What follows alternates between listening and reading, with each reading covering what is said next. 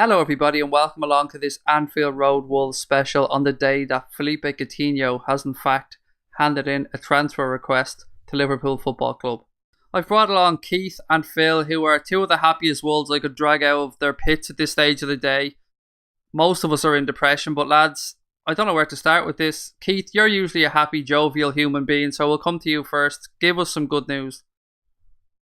I think the best news that could come out of this is that Liverpool are going to make a lot of money for a player that has not yet reached the heights that people believe that he deserves to be. £120 million or £100 million should be buying you players of winning mentality, league winners, European Cup winners, even at least a cup, FA Cup or a League Cup winner of some sort. And to be throwing that money against a player, who's coming into his peak, could potentially get to that level, may or may not, is probably the best way I could spin this. It's not great news, but I've always said I've kind of come out on this podcast and said categorically that Coutinho is a fantastic player on the brink of being something special, but he's A, too injury prone, and B, he dips in and out of form too much. And if a big offer came in, I would take the money. However, I hate the timing of it, and I don't think I can forgive him for this. Yeah, it stinks, doesn't it, Keith? It really does. If this had have happened, end of June, start of July, we knew it was coming, then we could have probably planned for it. But what I don't like is what's coming out about Coutinho's family or close friends leaking stuff to the press. Yeah, I don't know what to make of that, Keith. Yeah. Do you know what? It's a weird one. I mean, it swings and roundabouts. I remember when we were kind of going knee deep in the Naby Keita situations, and we were making, we were pointing out stories of fractured relationship based on training ground bust up. So I think there's always ways in which agents and close members like to spin things to create a negative atmosphere, to force through a transfer and make it out like, the club has no option but to force a move out. I believe half of what you hear and nothing of what you read, really. I don't know. It just doesn't make sense to me. The whole argument is that he's been moved in a number of different positions, but yet he's been majority for the past couple of months. He's been playing at a number 8, and everybody's been calling him the heir to Iniesta's throne. So why would he be so angry at Jurgen Klopp if Barcelona want to bring him in as Iniesta's replacement? If Jurgen Klopp's playing him in that position, how does that even make sense? It doesn't. And Phil, you've heard what Keith said there. There's been some stuff come out today as well that there's been a little bit of murmurings behind the scene that himself and Klopp haven't been getting on. We've all kind of spoke about the fact that we did expect, exactly as Keith has said there, to be kind of an Iniesta tribute act for this season and then go on and probably join Barcelona next season. But it just stinks to high heaven, doesn't it, the timing of this? Yeah, it really does. And I think, the more I think about this whole situation, the more I think it's just saving face and saving brand, isn't it? FSG are doing it by releasing that one-line statement or whatever it was this morning saying he's not going anywhere, and that's the end of the matter. Coutinho's brand people are getting their point across. He wants to move, so he's handed in a transfer request, but then suddenly all of these stories from his family, in air quotation marks, are being leaked to the press to say, him and Klopp have had a bust-up, it's not been working for 6 months. It's just brand damage limitation to his brand. He doesn't want to be seen like a money-grabbing arsehole, so they're going to make up that there's been something going on behind the scenes. I don't believe it for a second. I just don't. You know what? I don't actually believe that this move from Coutinho's point is in any way money motivated. If I think we could probably put him on a damn fine wage. I think the problem is that all clubs in Europe face when you've got a South American footballer and he's anyway decent and he catches the eye of Real or Barcelona, it's a matter of time. They will usually get their man fill, and what's happened with Neymar has just... football's gone mental, and Barcelona now have 220 odd million euro cash, and we know it's cash because the Neymar's clause had to be paid up in full. So we know that they have that in cash in their bank account. So what should Liverpool's strategy be in this situation, in your view? I think if the player doesn't want to be there, as hard as it is to say, you don't want to keep him there, do you? I mean, we've as Liverpool fans, we've spent the last week talking about Big Verge saying, well, he's handed in a transfer request. He doesn't want to be there anymore. That's it to bed now. Southampton will look embarrassing if they let him play again now. But then the attitude changes when it comes to one of our players doing it. We have to accept we're hypocrites. We're all hypocrites. Coutinho is doing to us what Virgil's doing to Southampton, and Barcelona have done to us what we did to the Saints. So, as gutting as it is, it's football. I saw a video from Kenny. I think it was when Torres left, and he was saying, at times like this, it's important to remember that the club is bigger than any one man. We've lost players before, we've gained players before. That's the way it'll always be, but the club will remain. And I think that's an important message to keep hold of at the minute. Just let him go. Let him go. If he wants to go, then go. Keith, what Phil's just said there is precisely what I've been banging the drum all day on Twitter and stuff. I'm of the mindset that once somebody puts in that transfer request, no matter who they are, let them go. Because people are going to throw back at us, okay, well, Suarez wanted to go, but Suarez is a completely different animal to pretty much any other footballer out there. And not just that, Suarez it was his release clause that was triggered. He didn't actually put the transfer request in, if I'm right. Am I right in saying that, lads? He didn't actually put the transfer request in, but his buyout clause was triggered by Arsenal, and that's what caused it commotion, right? Yeah, 40 million and £1 being the famous bid. So that's the biggest difference. It's that he was unsettled by the idea that another club have actually put that money ahead that were equal on par with us. What Filippo Coutinho has done to us, he's turned around and he said, I want to go. I want to leave. I don't believe in this project no more. I believe it's time that I'm bigger than the club and I want to go to Barcelona. Now, as many people have been harping on about, will it affect the development of what Klopp's trying to achieve? Potentially. He's built his whole preseason around Coutinho playing in that number 8 role. Does it make the club, look in any way kind of inferior in the market? To a certain extent, it does, because ultimately what it's saying to us is that we are still, after all these years, a selling club, and we're still a selling club, and we will sell our big players for the right price. I think people's biggest issues lie with the transfers we haven't brought in. Had we signed Naby Keita, had we signed Virgil van Dijk, and Coutinho left, I don't think people would have a bigger issue. The problem is that Coutinho goes and that we haven't made any real big statement signings. We've signed Mo Salah, which I think will be exactly the same as Sadio Mane, a shrewd and fantastic piece of business. Awesome signing. One of the best, right? But we haven't been very successful in the way we've done business. The whole apologizing for the Virgil van Dijk situation has only mounted more pressure on for FSG to act. So this is either their opportunities to show the fans, look, we're going to act by saying, no, he can't go, and we're going to look strong. But ultimately, I agree with Craig. If he wants to leave and he doesn't feel like he belongs to Liverpool's plans and he feels like he's bigger than the club, then go. We have Gini Wijnaldum to play in his position in the meantime, and we have a front three of Salah, Mane and Firmino, which I think could be just as devastating.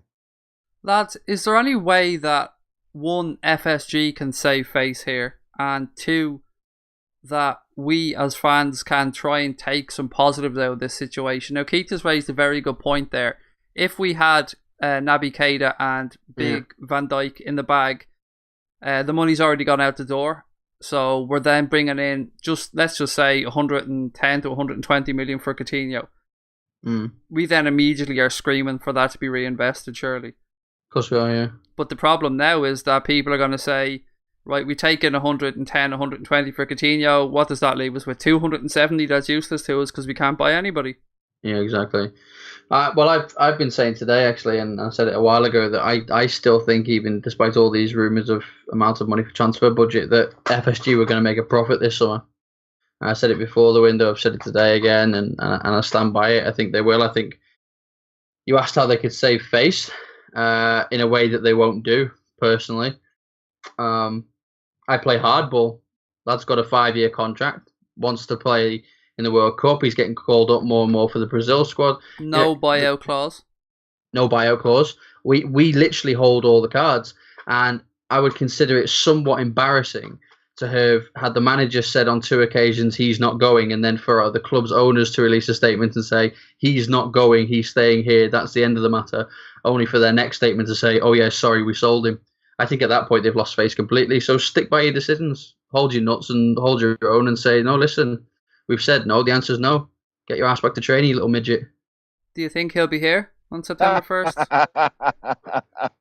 I do. Yeah, I do. Keith, do you think he'll be here on September 1st? I don't know. I'm just in denial. I don't know. But one thing I'd pose to both of you guys: Liverpool aren't the only team this season that have struggled in this transfer window, and that has to be acknowledged. And there is a deeper issue going on with the Premier League. As great as the Premier League is as a spectacle to watch games like tonight, where Arsenal come back from behind to win in dramatic fashion, the reality is big players, top players, don't want to play in this league. Yeah, of course no matter how much money is involved. There's two reasons for that, isn't there? Number one is the workload. It's the amount of games they have to get through is ridiculous.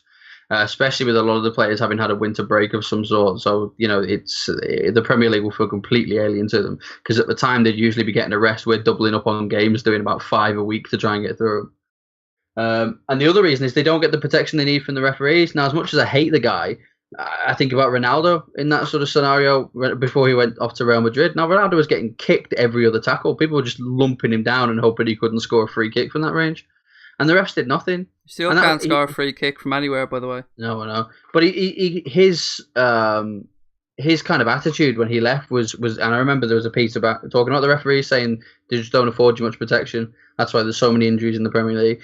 So if you combine the workload, so the strain on your body, and the fact that you're twice as likely to get kicked and the ref do nothing about it, it's no wonder they don't want to come. But what about the fact that lately it seems that there is just more and more and more money being thrown at the Premier League. So it's going to get to a stage where money probably won't be an issue for Premier League clubs to hold on to players anymore. Is there anything to be said for that, Keith? There is definitely, in terms of playing hardball, absolutely. Let's take Liverpool, a perfect example. We have said no to an astronomical amount of money for Coutinho. But when the Torres money was offered for 50 million quid, we kind of said, yeah, we'll bite your hand off for it. We didn't have a project at the time, and we could have done with the money. So, it puts us in the position where we can play hardball and we can say no. The problem is the power, as we all know, is with the players. And if the players want to force the move, the players are going to make it happen one way or another. Look at Ousmane Dembele going missing in training and then taking a flight to Barcelona to force a move. It's getting ridiculous. So it seems that Premier League has a lot of money and almost doesn't know what to do with it. Didn't Berbatov do that? Sorry to interrupt. Didn't Berbatov do that? I seem to remember Berbatov was meant to be going somewhere else and then just turned up at Old Trafford. I think so. I think he on the deadline day, I think he ended up. It was in Man United's in their stadium, and he signed the contract. And he was supposed to be on the way to somewhere else. It might even have been City, but he was supposed to be on the way somewhere else to go and sign a contract with them. And wasn't there somebody else recently who was sitting in QPR's car park or somewhere? Yeah, Peter Odemwingie. Yeah, that was it. That was a sensational story, honestly. But it's how much money did Premier League receive from the rights after last season? So you've got teams like Spurs, you've got teams like, as I said, Liverpool, Arsenal, City are probably the only ones that have really flexed their weight this summer, and they still haven't bought any players of note. They just seem to have been extortioned out by signing ridiculously high fees for wing backs. Well, they brought that on themselves, haven't they? Yeah, because they inflated the market. So they're saying two things, aren't they? They're saying, number one, we have money, and number two, we have no idea of the value of players. As demonstrated by Kyle Walker. I don't think anybody does, though, to be fair. Like, we can just talk turn about up with blocks of gold and put them on the table and pull a confused face and hope they leave with the player. Well, to be fair to Premier League clubs, lads, it's hard to put a price on players when I think we can all agree that if any one of a Premier League club went in and tried to get James Rodriguez on loan, what would have they been told? But somehow he ends up at Bayern Munich on loan. It's true. They would have been told no. Yeah. Well, they'd been told no by him. Yeah. They'd been told no, or that the loan fee is going to be astronomical, and especially like a 2-year loan. I think he's gone to It is, yeah, Bayern 2-year loan. Yeah, For like 25 million. Premier League clubs are having their pants pulled down. There's no sure thing about it. And look, there is going to be good and bad points to all this money floating around the game. Some clubs are just going to have to be cuter. Then you've got clubs like Spurs, who I actually greatly admire Daniel Levy for the way he does things. He kind of just sits around, doesn't he, and waits to see who hasn't been scooped up and who's available and who he might get at a decent price. And Spurs didn't do much in the market last year, but look at the season they had. So there's a lot to be said as well for not making wholesale changes, but we can't justify in any way the fact that, look, Liverpool Football Club need 3 quality signings to compete. And it doesn't look like at this stage of the window that they're on their way anytime soon, gents. Not unless they're coming out of left field. Deadline day signings. We haven't had some of them in a while. Well, we'll call Ryan Babel back. Get your copter out, son. We're going to need you. Right, so let me throw a couple of scenarios at you. I don't care what anybody else says. I think Van Dijk is happening, by the way. That one in my mind is done. Me too. Keita, I don't know, but I wouldn't be confident in any way, shape or form. Well, I don't know anything. This is all just my gut feeling, but what would you do, Keith? So Coutinho goes tomorrow, we bank whatever it is, in excess of 100 million. What do Liverpool do? What's the solution? Who do we go and buy? Who do we go after? Outside of Keita and Van Dijk. The only player that I know that is actually available and it's going to be kind of almost like, not a like-for-like replacement, but you could probably throw a good money fee at the club and they would probably take it, is Riyad Mahrez at Leicester.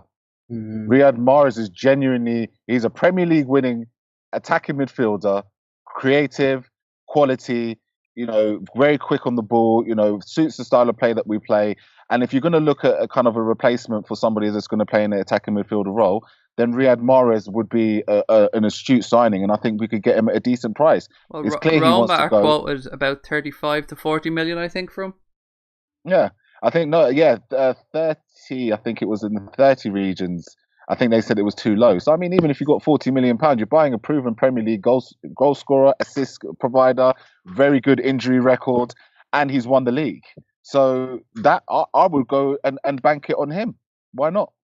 I was saying to Phil before we came on air, I kind of have this little fantasy that I've had for a long time about Liverpool's midfield, and I always wanted Marco Verratti in our midfield, but once I heard Coutinho wants out, I have this vision of PSG coming in and saying, look, we want Neymar and Coutinho to team up together. What's it going to take? And I'd love to see us come out with Marco Verratti and a nice chunk of change. That'd be amazing. I just can't see it happening. No, I can't see it happening either. I'm just talking about my dream scenario here because I'm trying to find anything to make myself happy.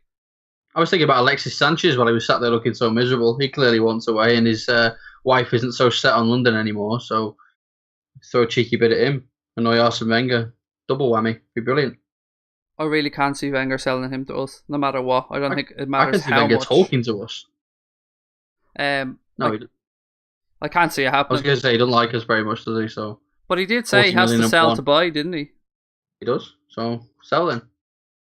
I mean, we get our pants pulled down, but we're going to get our pants pulled down. Everyone's going to know we've got. Well, we let things leak that we had money to start with, and now we've got this money. So people are going to think we got at least 200 million to spend. So we're going to get our pants pulled down as well. Well, I think there's one thing that has to be taken into account here, and it's the way our bids have been put in. So, for instance, if we sell Coutinho, we are then cash rich. Whereas we know that we can afford 60 million for Van Dijk or possibly 70, 75 million for Naby Keita. But what we don't know is what way that is being structured. So we don't know if Liverpool are saying to Leipzig, well, look, we can give you 40 million and then we'll give you the other 30 million split over the next 2 or 3 seasons. Or, well, with Southampton, we probably haven't even got to that stage yet. But if we're in a position where we can go and say, look, there's 75 million cash, one lump sum payment done, that could open some doors for us as well in transfer negotiations, lads. Definitely. No, yeah, absolutely. The unfortunate reality is, though, is that we do have owners that do like to test the waters. They love and negotiate. They like to negotiate. Let's They not love it. call.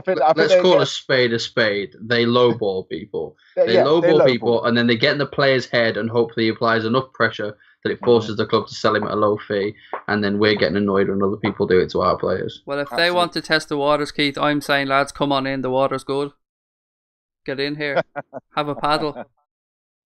At the start of this transfer window, as a group of Liverpool fans, we were thinking, this is it. This is the summer. Give us our 3 players. Keep hold of who we have. And Klopp's going to be supported. And we're going to push on and make a really good run at the league and make a good run in the Champions League. Roll on. 6 weeks, let's say. And we've brought in Mohamed Salah, who, as Keith said, will probably prove to be a bargain at the price, especially in this inflated market that the club are after paying from. Dominic Solanke at 4, 5, 6, 7 million of anybody's money is going to prove to be an astute signing. Definitely. So take from that, lads, if we were to lose Coutinho and strengthen with the likes of a Van Dijk and an Oxlade-Chamberlain, what are we looking at the window and thinking then? Has to be seen as a failure, surely. Yeah, of course it does, yeah. Well, it got built up so much before we'd even started that the cynicism went and everyone sort of went, okay, I'm interested. Let's see what we can do with this. Let's pay attention. And once again, we got our hopes up, and once again, they've let us down.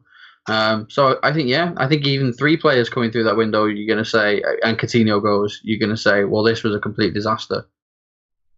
Keith, would you agree with that?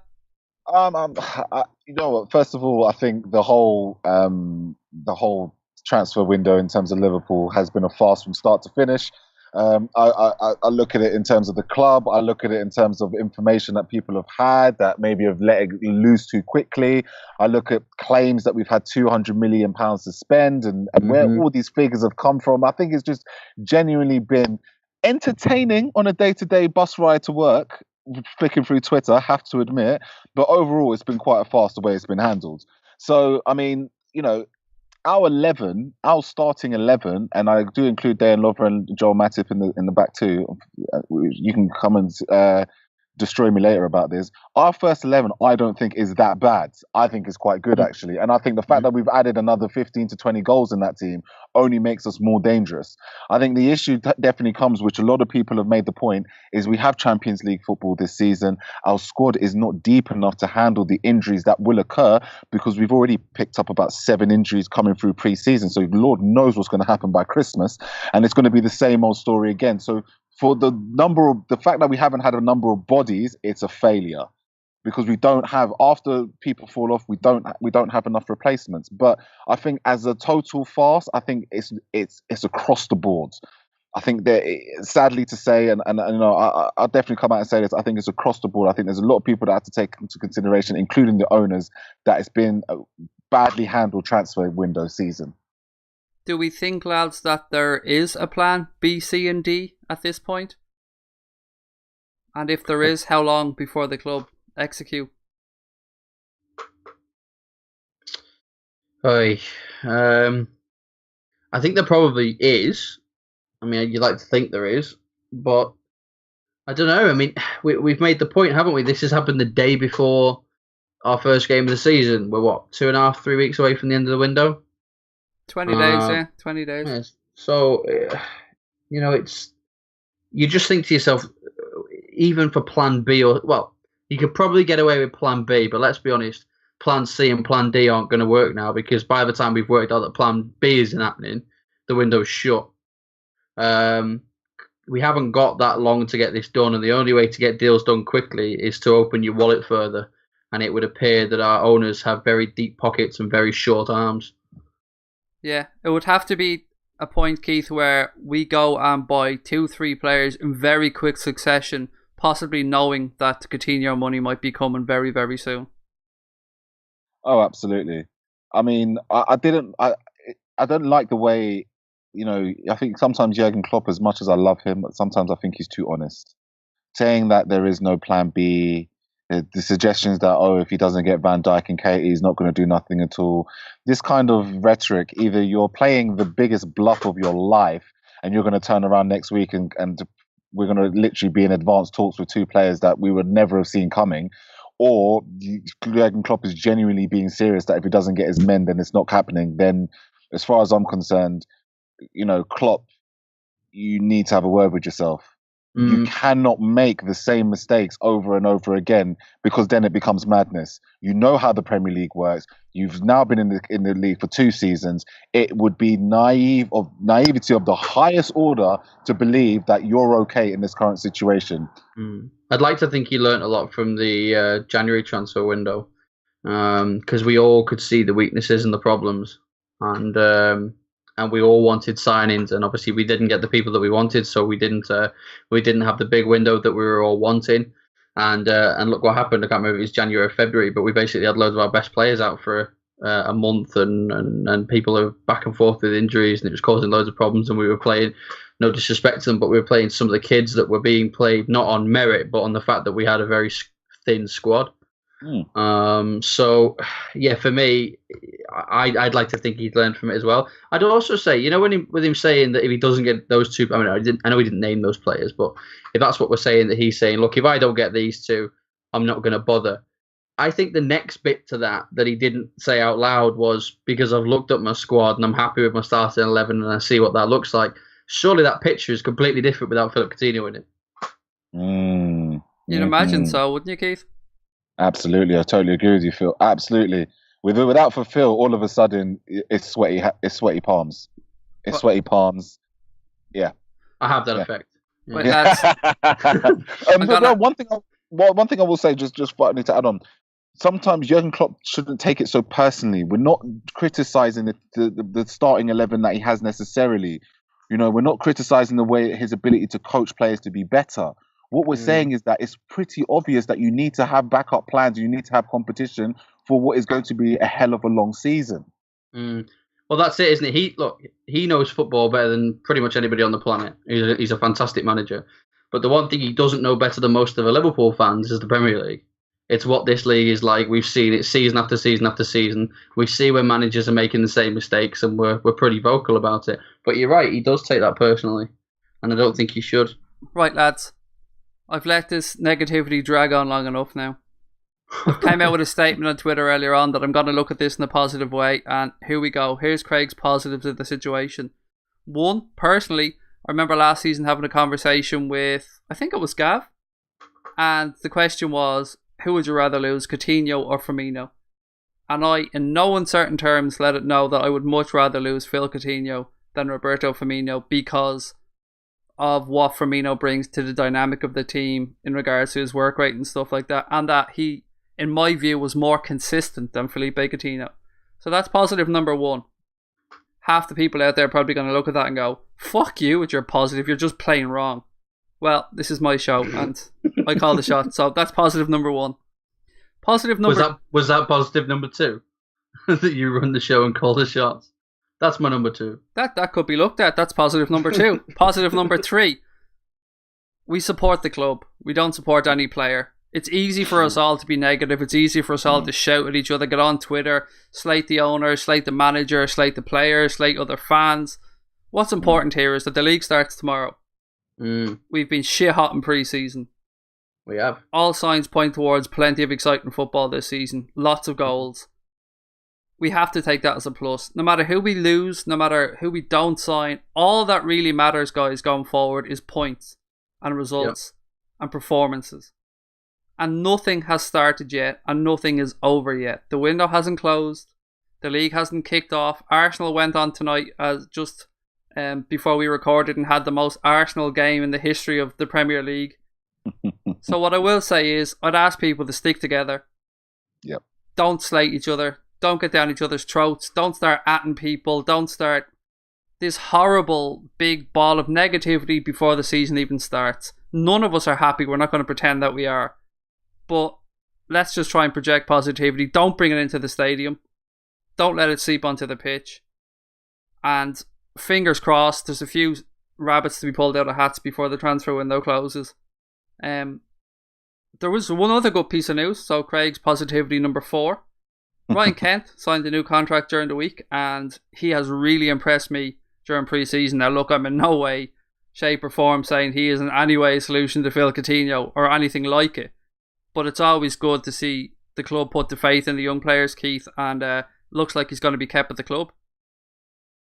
Absolutely love him. He's just got that little bit of pizzazz about him. He does a couple stepovers. He's a bit of a cut inside king. He's got that little something about him that just makes him extra special. If he can refine some of the skills that he does and refine his timing and moments when to take shots and when to pass, etc., he could be a fine player. And I echo everything that you say there, Craig. It's all about positivity, because that's the only way in which we're going to have the only way we're going to be able to go through this long and arduous season. And another positive note to shine when talking about someone like Ryan Kent is the youngsters that we have coming through.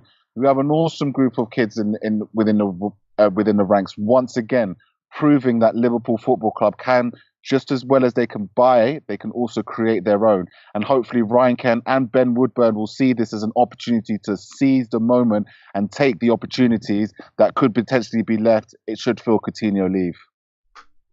Phil, I'm going to give you a chance to jump in with some positivity because the bus is rolling now, buddy.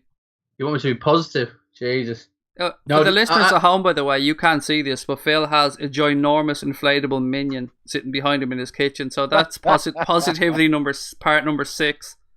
Just for all the listeners at home, I keep telling Craig there is no minion there. I'm genuinely starting to worry about him. There is no minion in the background. No, there genuinely is. There's about a 4-foot inflatable minion behind me. He just came along for the ride.